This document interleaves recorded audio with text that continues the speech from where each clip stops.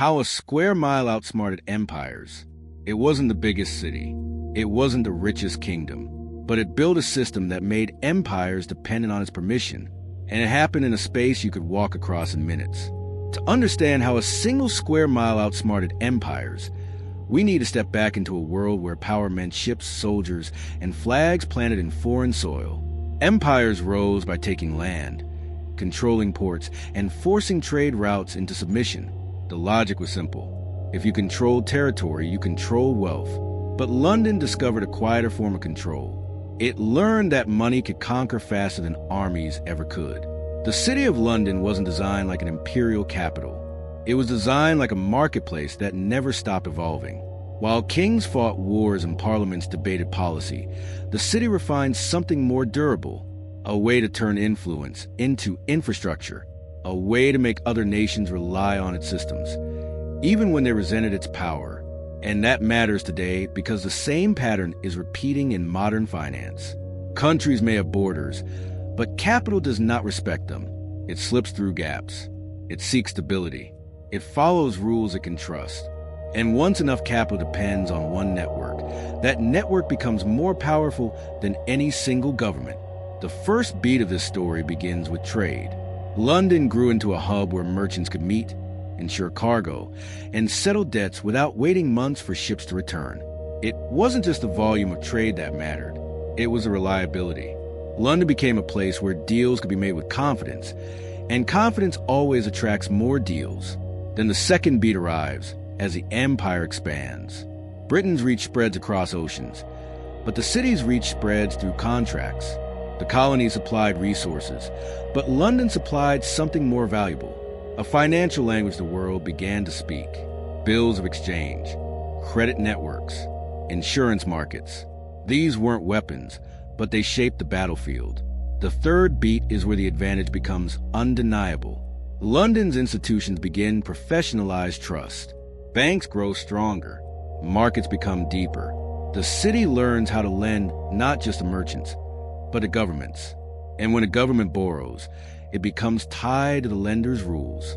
It becomes dependent on access to capital, on refinancing, on reputation. At first, it looked like partnership, but slowly it became leverage, because the square mile didn't need to rule territory. It only needed to control the channels through which wealth moved. And as empires rose and fell, the city's network kept adapting. It survived revolutions. It survived wars. It survived the collapse of old powers, not by resisting change, but by absorbing it. And once the city learned that it could outlive empires, it stopped thinking like a nation. It started thinking like a system. And that's when the story becomes truly dangerous. Because a system doesn't need loyalty. It only needs participation. London's square mile became powerful in the same way a language becomes powerful. You don't have to love it to use it. You only have to accept that everyone else is already speaking it. And once enough people rely on it, leaving becomes costly. That is how the city outsmarted empires. It made itself too useful to ignore. The machinery was built in layers. First came the institutions that made trade safer, insurance that turned disaster into a manageable cost, banking that turned cash into credit, legal frameworks that made agreements feel permanent. And then came the deeper layer, a market culture that rewarded innovation in finance, even when it made the system more complex. This is where London's advantage becomes psychological. Empires thought in terms of conquest. London thought in terms of confidence. If confidence could be created, money would arrive. If money arrived, influence would follow. And if influence followed, the city would gain power without ever needing to claim it openly. So it expanded its reach through invisible ties. Foreign governments borrowed from London. Companies raised capital through London. Commodities were priced through London. Shipping routes were insured through London. Even when rivals emerged, they still needed the city's services. Because London didn't just offer money, it offered credibility. But then the game changed. The world began to industrialize, and industrialization demanded enormous funding. Railways, factories, ports, entire cities built around production. Empires could seize resources, but resources were useless without capital to extract them, transport them, and sell them. London sat at the center of that capital, and once the city became the gatekeeper of investment, it gained a new kind of leverage, not the leverage of a ruler, the leverage of a lender, because lending is never neutral. Lending is a relationship. It comes with terms, expectations, and conditions. It comes with an invisible hierarchy between the one who needs capital and the one who provides it. At first, this felt like progress, a world growing richer, a world becoming connected. But under the surface, the dependencies were stacking up. The city's influence spread beyond the British Empire itself. It financed projects in places it did not govern. It connected markets that had no shared politics. It became a neutral zone where global capital could gather, even when nations were hostile to each other. That neutrality was its secret weapon, because neutrality attracts everyone. And when everyone arrives, the system grows stronger. But then the first signs of conflict begin to appear, because the square mile's power wasn't based on loyalty or culture. It was based on access. And access can be restricted. It can be priced. It can be granted to some and denied to others. The city didn't need to declare war. It only needed to tighten the flow. That is where the early tension begins. When money becomes a system, control becomes invisible. And when control becomes invisible, it becomes easy to deny. But the consequences still land somewhere. They land on nations that suddenly can't refinance, on companies that lose liquidity overnight, on ordinary people whose lives are shaped by decisions made far above them. London didn't need to outfight empires. It only needed to outlast them. And the more outlasted, the more unstoppable it became. That's when the square mile becomes more than clever. It becomes inevitable. Because the city's greatest trick was not defeating empires in battle. It was surviving the collapse of every system that tried to replace it. Empires fall when they overextend, when they spend too much, when they fight too many wars, when they lose legitimacy. London watched all of that happen again and again, and it learned something brutal. Power that depends on territory is fragile. Power that depends on capital is adaptable. The city built itself like water. It could flow around obstacles. It could find new channels.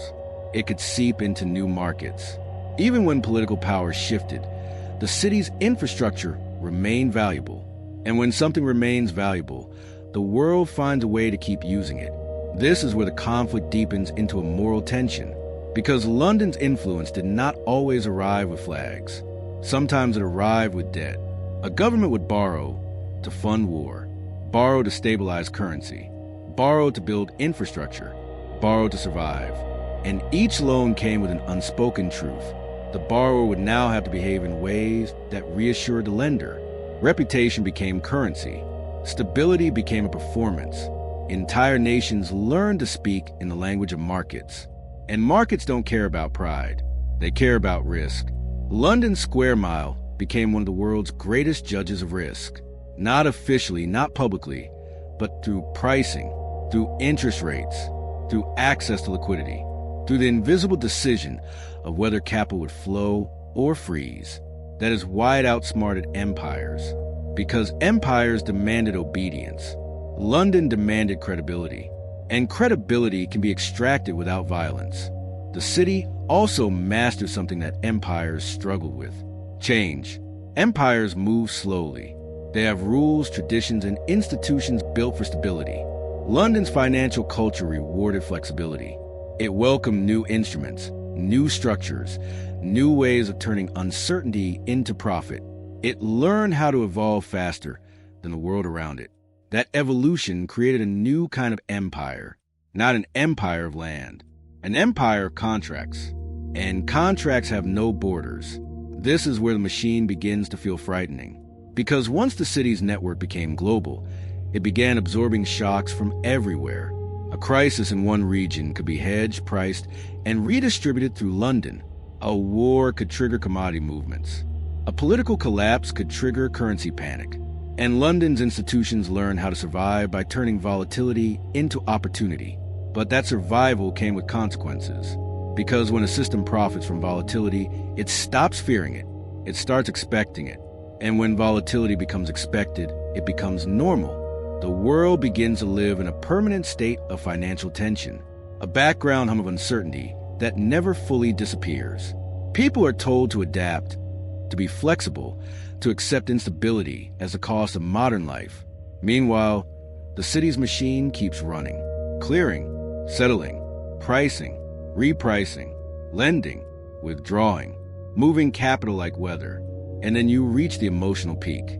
The moment you realize that the square mile outsmarted empires by becoming something empires could never be. A system that doesn't need loyalty. A system that doesn't need conquest. A system that survives by being indispensable. London didn't just win. It made itself unavoidable. And when something becomes unavoidable, the world stops asking if it should exist. It only asks how to live with it. And that is the climax. The square mile didn't outsmart empires by being stronger. It outsmarted them by becoming the place their money depended on. Once capital began to flow through London's channels, empires could rise without conquering and collapse without being invaded. They only needed to lose confidence. They only needed to lose access. They only needed to lose credibility in the eyes of the market. That's the terrifying beauty of the city's power. It doesn't look like power. It looks like routine. A government issues debt. Investors buy it. Banks clear it. Markets price it. And the entire cycle repeats, so smoothly that it feels like nature. But it isn't nature. It is architecture. It is design. And London helped design the rules that made global finance behave this way. So the resolution is not about blaming London. It's about understanding the lesson. The modern world rewards systems that are trusted, connected, and adaptable. And London's square mile became all three. It offered the world a way to move capital quickly, to price risk efficiently, and to settle obligations with confidence. But it also created a world where influence is concentrated in invisible places, where the real battles are fought through liquidity, not land, through reputation, not armies, through access, not conquest. And today, that pattern is still alive. We live in an era where money can cross continents in seconds, where markets react faster than governments can speak, where financial decisions made in one square mile can ripple into the lives of millions who will never see it. What happened in the city of London isn't just history, it's the blueprint of modern power. So, what do you think? Are we repeating the same mistake again? How